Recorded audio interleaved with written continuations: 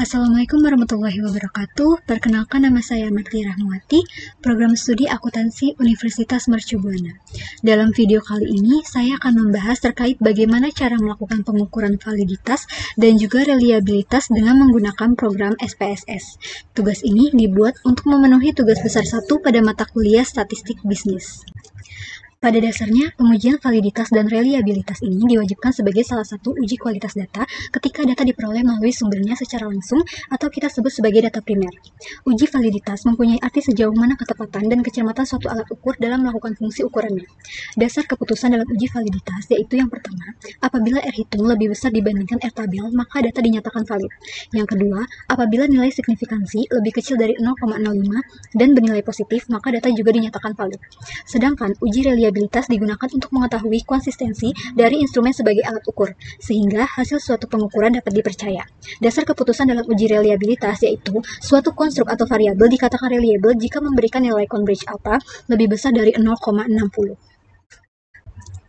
Pertama, kita akan buka terlebih dahulu tabulasi data primer yang sudah saya rekap di Microsoft Excel. Dalam tugas ini, saya akan meneliti terkait dengan pengaruh kegunaan, kepercayaan, dan kemudahan penggunaan Financial Technology Payment terhadap perilaku konsumtif mahasiswa. Saya sudah merekap terkait dengan kuesioner yang saya bagikan. Kurang lebih di sini terdapat 10 responden, di mana dari 10 responden ini telah menjawab pertanyaan-pertanyaan di masing-masing variabel. Di sini kita bisa lihat terdapat 3 variabel independen atau variabel yang mempengaruhi, yaitu kegunaan sebagai variabel X1, kepercayaan sebagai variabel X2, dan kemudahan sebagai variabel X3, serta terdapat satu variabel yang dipengaruhi atau variabel dependen berupa perilaku konsumtif mahasiswa sebagai variabel Y. Kemudian saya akan melakukan pengujian validitas terlebih dahulu di variabel X1 yaitu kegunaan. Sebelum itu, perlu diingat ketika kita ingin melakukan pengujian validitas di variabel X1, kita harus membuat total score dari jawaban di masing-masing pertanyaan terlebih dahulu. Kemudian, kita blok semua data pada variabel X1, kemudian copy. Setelah itu, kita buka program SPSS. Arahkan di sini, klik kanan, kemudian paste. Dan setelah kita dapat hasilnya seperti ini, datanya sudah kita input ke dalam SPSS untuk variabel X1. Langkah selanjutnya, kita pindah ke tab variable view, kemudian kita berikan nama pada data skor jawaban dari masing-masing butir pertanyaan. Karena ini merupakan variabel X1, maka saya akan berikan nama butir pertanyaan pertama X1, butir pertanyaan kedua X1, 2, butir pertanyaan ketiga X1, 3, butir pertanyaan keempat X1, 4, dan yang terakhir total X1. Setelah kita berikan nama seperti ini, kita kembali ke data view, nanti akan berubah seperti ini. Kemudian kita kembali ke variable view untuk melakukan setting. Dari type sampai dengan align dan role, kita biarkan saja. Yang perlu kita ubah yaitu measure atau pengukuran. Apabila data kita merupakan data primer dan memang sifatnya menggunakan kuesioner, tentunya jawabannya akan bertingkat menggunakan skala Likert. Mulai dari sangat tidak setuju, ragu-ragu atau netral, setuju, sampai dengan sangat setuju. Dalam hal ini, yang saya gunakan adalah skala Likert 1 sampai dengan 5. Maka, kita ubah semuanya menjadi ordinal atau bertingkat.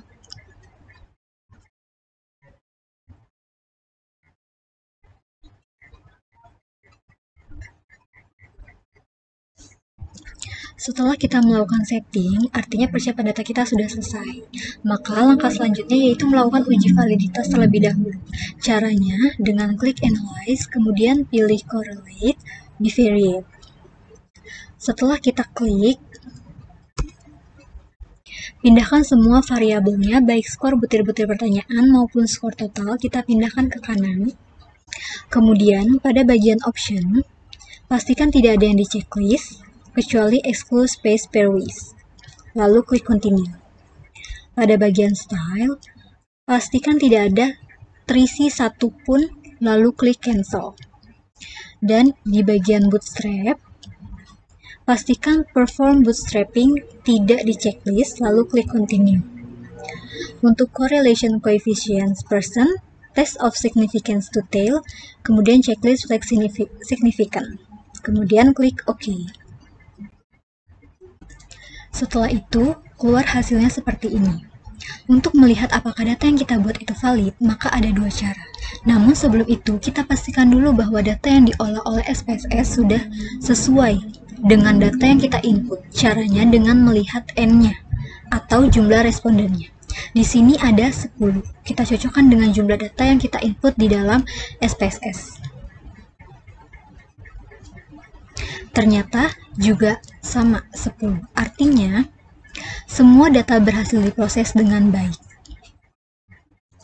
Cara yang pertama, kita bisa melihat signifikansi to tail. Jadi di sini kita lihat pada bagian totalnya, apabila signifikansi to tail pada bagian total ini lebih kecil dari 0,05, maka dia dikatakan valid. Kita lihat butir pertama. Di sini, butir pertama, signifikansi to tail lebih kecil dari 0,05. Butir kedua, signifikan to tail-nya juga lebih kecil dari 0,05. Begitu pula dengan butir ketiga sampai dengan butir keempat. Artinya, memang seluruh pertanyaan dalam variabel X1 bisa dikatakan valid jika kita menganalisisnya berdasarkan signifikansi to tail. Cara yang kedua, kita bisa membandingkan antara R hitung dengan R tabel dengan melihat percent correlation. Jadi, kita akan bandingkan antara R hitungnya dengan R tabel. Mana yang disebut R hitung? Yaitu pada bagian total X1, yaitu 0,799 ini. Di sini saya sudah siapkan R tabelnya. Kita gunakan signifikansi untuk uji dua arah 5% atau 0,05. Kemudian kita lihat jumlah N-nya, di mana data sampel saya ada 10. Maka R tabelnya sebesar 0,632. Lalu kita bandingkan dengan R hitung yang ada di setiap butir pertanyaan, yakni 0,799 dan 0,861. Ternyata, hasil R hitung lebih besar dibandingkan dengan R tabel yang senilai 0,632.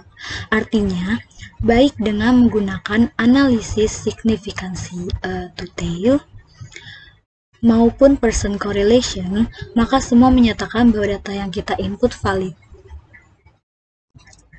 Kemudian, langkah selanjutnya ulangi uji validitas ini untuk variabel X2, X3, serta variabel Y.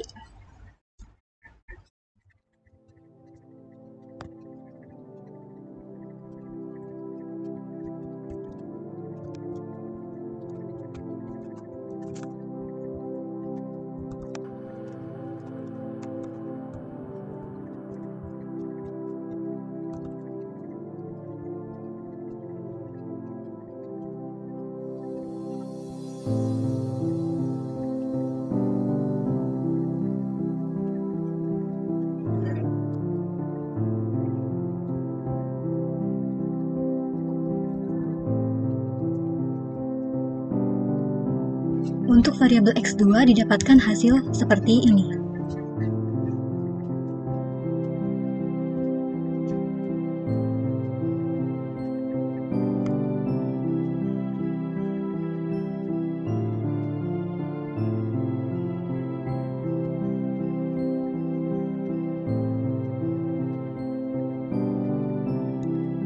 Untuk variabel X3 didapatkan hasil seperti ini. Dan yang terakhir, uji validitas untuk variabel Y.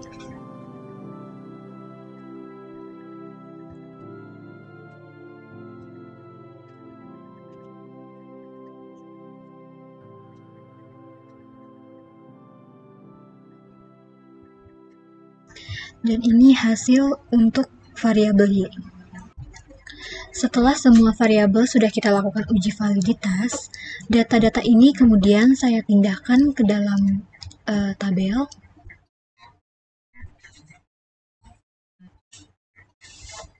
Di mana dalam tabel ini menyatakan bahwa R hitung dari setiap variabel, baik variabel X1, variabel X2, variabel X3, serta variabel Y, itu lebih besar dari R tabel, yaitu 0,632. Sedangkan nilai signifikansinya lebih kecil dari 0,05. Kesimpulannya, hasil data ini menyatakan bahwa semua data variabel X1, X2, X3, dan variabel Y tergolong valid. Setelah data ini dikatakan valid, maka langkah selanjutnya yaitu melakukan pengujian kualitas data berikutnya, yakni uji reliabilitas. Caranya, klik Analyze, kemudian pilih Scale, lalu Reliability Analysis. Kemudian kita pindahkan semua skor X1 ke kanan kecuali skor total X1. Jadi yang dipindahkan hanya skor butir pertanyaan tanpa total X1. Kemudian setelah itu kita pilih statistik, checklist correlation, covariance, dan scale if item delete. Kemudian continue. Modelnya tetap alpha, lalu klik OK.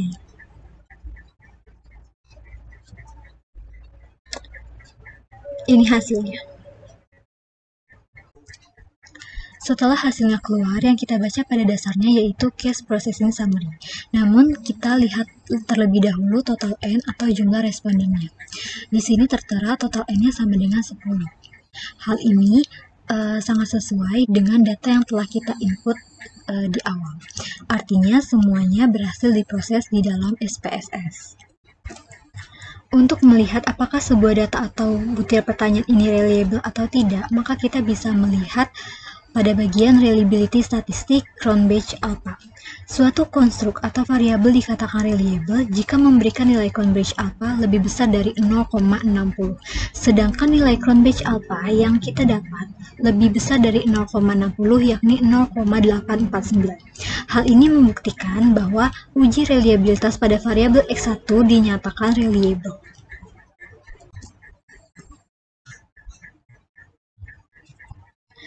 Langkah selanjutnya yakni lakukan uji reliabilitas pada variabel X2, X3, serta variabel Y.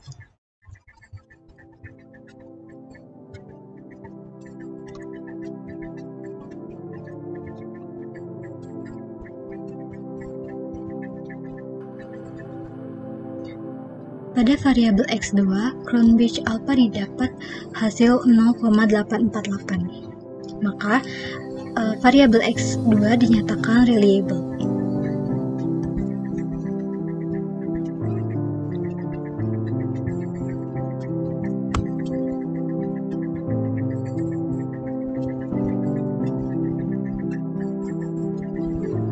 Untuk variabel X3, Cronbach alpha didapat hasil 0,942, maka variabel X3 dinyatakan reliable. Dan yang terakhir adalah uji reliabilitas variabel Y.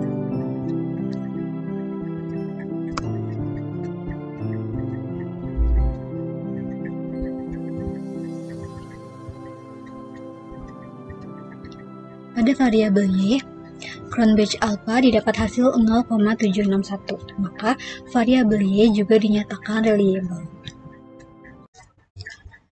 Setelah semua variabel sudah kita lakukan uji reliabilitas, maka didapat hasil bahwa semua data variabel X1, X2, X3, serta variabel Y dinyatakan reliable.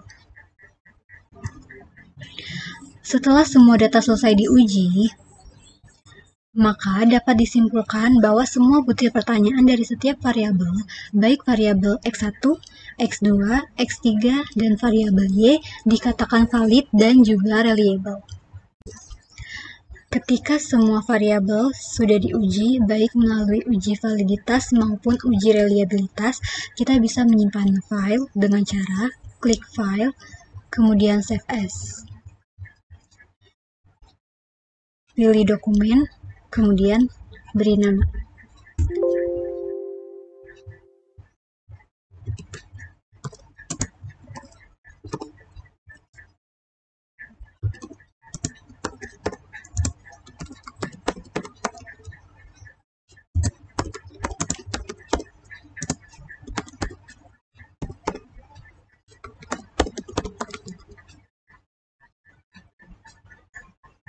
Kemudian save.